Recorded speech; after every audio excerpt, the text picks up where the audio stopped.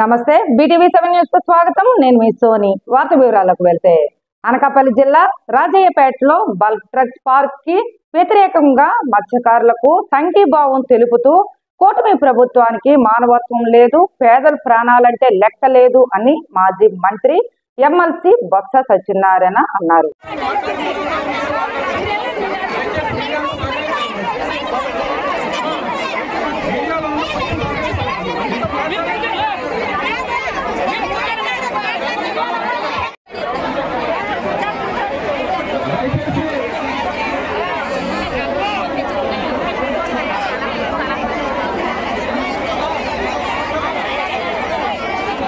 ఈ రాజీపేట గ్రామం రావడానికి ఉద్దేశాన్ని మా పెద్దలు చెప్పారు.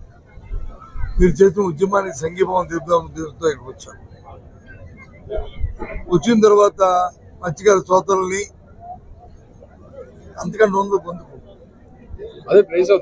వాళ్ళు చెప్పారు. విషయం అంతా కూడా ఇబ్బంది అంతా కూడా చెప్పారు.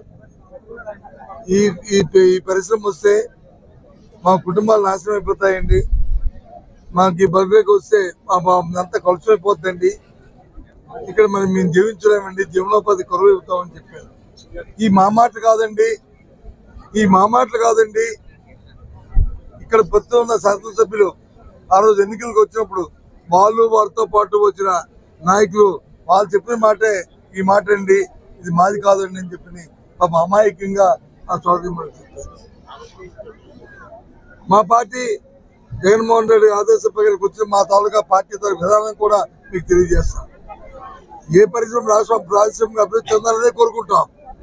కానీ ఆ ప్రాంత ప్రజల తాలూకా మనోభావాల్ని, ఆ ప్రాంత ప్రజల తాలూకా ఆలోచనని, వారి తాలూకా అభిప్రాయాలని గౌరవిస్తూ వాళ్ళు విప్పించే కార్యక్రమాన్ని చేయాలి.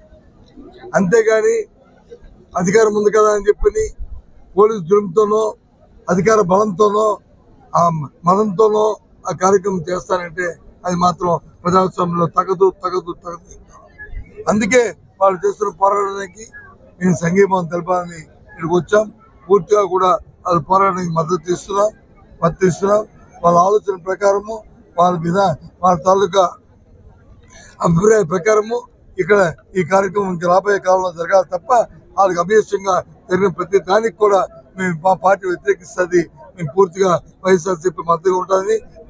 పార్టీ మాటగా మా నాయకుడు జగన్మోహన్ రెడ్డి మాటగా మరి మీ ద్వారా ఈ ప్రాంత ప్రజలకి, ఈ రాష్ట్ర ప్రజలకి తెలియజేస్తారు.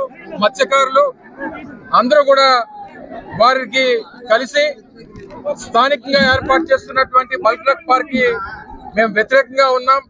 మాకు ఆ పరిశ్రమని, ఆ పార్క్ ని ఇక్కడ ఏర్పాటు చేయడానికి వీల్లేదని చెప్పి వారు జగన్మోహన్ రెడ్డి గారికి ఒక రిప్రజెంటేషన్ ఇవ్వడం జరిగింది. వారు అప్పుడే జగన్మోహన్ రెడ్డి గారు వారితో మాట్లాడినప్పుడు చెప్పారు, ఏదైతే ప్రజలు అక్కడ ఏదైతే కోరుకుంటున్నారో వైఎస్ఆర్ కాంగ్రెస్ పార్టీ దానికి మీకు సహకారం అందిస్తుంది, మీకు సంఘీభావంగా ఉంటది, మీ అండగా నిలబడి పోరాటం చేస్తుంది అన్నటువంటి విషయాన్ని కూడా వారు చెప్పడం జరిగింది.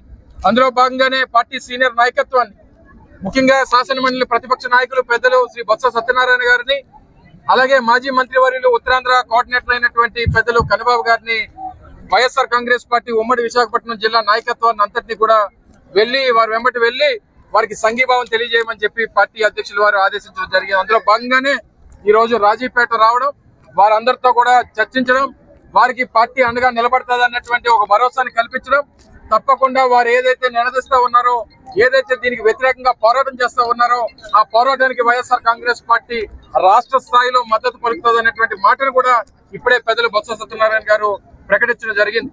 ఈ రోజు ఇక్కడ ఉన్నటువంటి పరిస్థితులు కూడా చూసాం. ఈ గ్రామానికి రావడానికి ఎన్ని ఆంక్షలు పెట్టారు, ఎన్ని ఇబ్బందులు పెట్టారు, ఎంతమంది రావాలన్నటువంటిది అంకె కూడుకొని 40 మంది 45 మంది అని చెప్పి ఎక్కడికక్కడ అడ్డగించి ఇబ్బంది పెట్టినటువంటి పరిస్థితులు కూడా చూసాం. మేము ఇక్కడ రాజకీయం చేయడానికో, లేదా ఇక్కడ గొడవ పడడానికో, లేదా వారిని ప్రేరేపించడానికో రాలేదు. కేవలం వారికి సంఘీభావం తెలియజేయడానికి వారికి సంఘీభావం తెలియజేశాం, వారిలో ఒక భరోసాను కల్పించాం, నమ్మకాన్ని కల్పించాం.